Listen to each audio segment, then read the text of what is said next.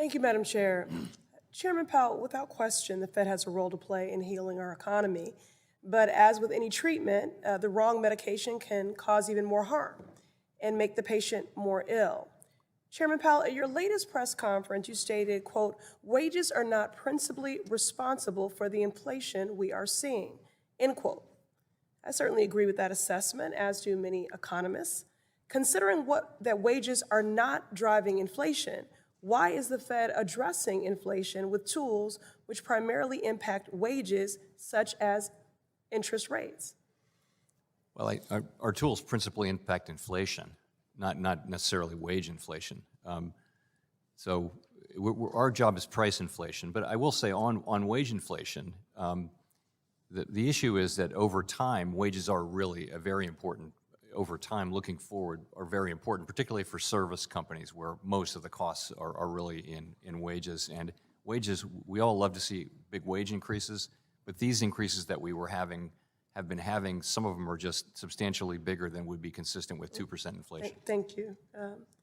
Well, throughout today's hearing, to that point, you've indicated that the Fed doesn't have more precise tools at your disposal.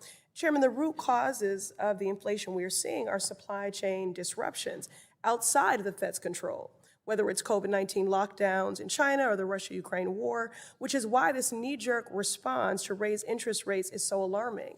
The Fed cannot control the factors causing inflation, but this policy choice would plunge millions of people back into unemployment, dampen wage growth, and tip the economy into a recession. There's an old adage, Chairman Powell, if all you have is a hammer, everything looks like a nail. You've recently said that the Fed's tools, like interest rates and the balance sheet, are famously blunt and lack precision. So in that case, do you agree that the Fed needs new tools that are more precise to better fulfill its statutory mandate of price stability and to maximize employment? No, I don't think we're looking for new tools. I would just say that a big part of the inflation that's happening is really not going to be affected by tools, but a big part of it is going to be affected by our tools, and that's the part that's related to demand.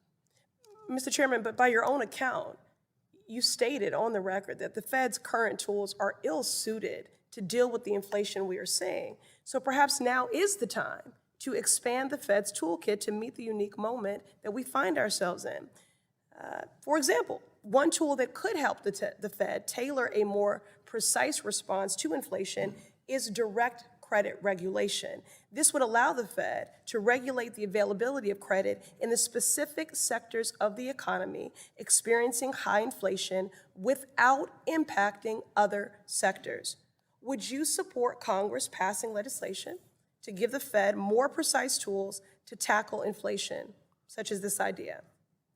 That's not something we would seek. Of course, it's up to Congress to make those decisions, though. But at your own admission, your tools are too blunt and not precise enough. So what additional tools do you believe the Fed needs to respond more precisely to inflation?